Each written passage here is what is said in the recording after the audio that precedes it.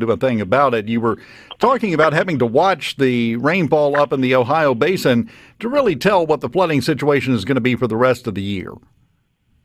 Well, that's true, and that's because 80% of the water coming into the Mississippi comes out of the Ohio. The upper Miss, the Missouri River, puts in only about 20-25% of the water, but the sediment load comes out of the Midwestern areas. So we get a lot of water out of the Ohio. We get the mud out of the upper Miss and the Missouri River. So during this time, we're at average elevation. We want a little above flood stage, 2-3 feet above bank full is what we call flood stage, and it's gone back down. So we're not concerned about anything right now that is in the forecast. So hopefully we're gonna have a good normal flood year on the river and not have any flood problems. Well, we were overdue for a good year with the flooding up in the Delta, especially. David in the Delta on the C Spire text line may have a point here. He says, wouldn't dredging the lower Mississippi River be more helpful than pumps? The problem never got as bad on the Yazoo while the Mississippi was being dredged on a regular basis. What are your thoughts on that? Well, it's two totally different rivers. We do dredge the Mississippi River in areas where we've got sediment buildup, and it's really no way because of the sediment load that comes down the Mississippi River. We dredge when we have problem areas where the sediment is built up to maintain that channel that we have to maintain, an 8-foot channel for navigation, towboats, and barges. But to be able to go in there, that river's a mile wide in certain areas, and we've got the dike systems in there to force the river to go where we want it to go and let the power of the river velocity of the water itself scour the bottom out and keep that channel open for navigation. So there's not much dredging that can be done other than the amount of dredging that we're doing right now that would help that out. Now, another thing that I'm concerned about, and part of the lawsuits, is that these pumps are going to cause flooding downstream. When you talk about a pump that's 14,500 cubic feet per second, yes, that's a big pump. But when those pumps are cut on above the elevation of 87, what that river is doing at that time is carrying over 2 million gallons per second down the water, downstream. So when you got 2,100,000 cubic feet per second going downstream, and you're adding 14,500 cubic feet per second to it, it's nominal. It will not increase the elevation of the river 1/10 of a foot, which is an inch and a half. And basically, where the water will be going into the Yazoo River basin, it would be in a flood stage anyway, and it spreads out. It would be like a garden hose in your backyard. If you've got a drainage ditch in your backyard that carries your water off, and during a big flood rain, if you turn your garden hose on and lay it in your backyard, it's not going to amount to much at all. And it's less than 1% adding into that river when it's at flood stage of over 2 million cubic feet per second. So it's a nominal amount and would be dispersed before it even gets into the Mississippi River. Well, and those all come from data that the Corps of Engineers has produced. You know, as you continue to talk through this, and we've been talking to you for a while, and you continue to explain the facts, it makes it pretty frustrating that it took so long to get the pumps in place, because it just sounds like a no-brainer to me. I don't see any objections that, pardon the pun, hold any water against them. Well, and when you talk about the environment itself and the wildlife, the Mississippi Wildlife Fisheries and Parks, they don't know when the wildlife generations are going to be able to come back, because they've been decimated for the last 4 or 5 years.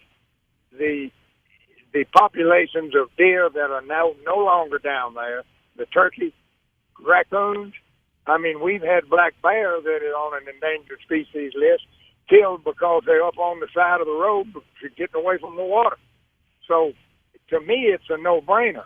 Now, yes, we'll still have 200+ thousand acres underwater at the 87, and all of that are trees. That's the wooded area, Delta National Forest, and all down through there. So if you look at it, it's a no-brainer. It's a good project, and it's time for it to go ahead on and let's get these pumps in place. Well, it's good news that we don't have a flooding problem this year, and we'll just have to wait to see how it develops moving forward, because this will take, as we have said before, 2 or 3 years, even if you get started with no interruptions, right? That's correct. And now we did have some backwater flooding already this year, but the gates are open and water's going out, and they're able to get into the fields down there in the South Delta now. But that could change if we get some big rain, if we get that June rise and the river comes back up and we have to close those gates again, and then it rains in the Delta. Well, here we go again. That water doesn't have anywhere to go. And that's what we're trying to avoid with the pump project. I think the big unasked question in all of this, from the lawsuits and everything else, what do pond berries even taste like, Hank? I've never eaten a pond berry. It's a low-lying bush. It's got another generic name that I don't remember right offhand. I don't know what they look like, but they're a species that are somewhat endangered, growing in that low-lying area. And you see, the flooding down there, when we don't have the gates closed, the water is regenerated through rainfall. It's not by that river coming in there. So it's a totally different scenario now that the Corps has done those studies and realized that the regeneration of the area is with normal rainfall and not flooding from the Mississippi River. And that's, again, one of the... do you think that these organizations filing these lawsuits, do you think they're not aware of any of this, or are they just purposefully ignoring it for the purpose of messing with this?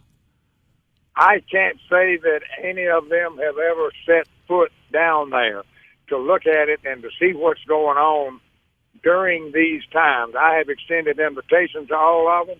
I've put them in my boat, take them anywhere they wanted to go, show them firsthand. But I was never taken up on any of those invitations. And I personally went down at the elevation of 87 when American Rivers had put the Sunflower River on one of the top 10 most endangered rivers in America because they said that the pumps would drain the Sunflower River. So at the elevation of 87, I put my boat in the water, went as far up Deer Creek as I could go, as far up Steel Bayou as I could go, and up the Sunflower River system as I could go. And at that 87, the Sunflower River was still in flood condition. It was still out of its banks down in the lower part of the Delta. So for them to say it's going to drain the Sunflower River is not true. It's falsehood. Yeah, it sounds like the exact opposite of the problem they're trying to claim it's going to create. That's true. None of the points that they bring up that I've seen hold any water. No pun intended. But and if they would look at the facts, if they would look at the figures, if they would come get on the ground and see what we're talking about, I would hope that they would understand it. But to my knowledge, they have not done that. Well, Hank, I think anytime they pumps, they're going to be against it. I hate to say it, but don't hold your breath waiting for somebody to take you up on that invitation. I don't think they're really that interested in finding out the facts. Well, everybody's on board as far as our congressional people, Cindy Hyde-Smith, Mr. Thompson, Benny Thompson, Roger Wicker. All of them know the need of it and know the importance of it and the cost factor. The monies that the government has paid out in insurance and crop losses over the last 10 years would have paid for the farm.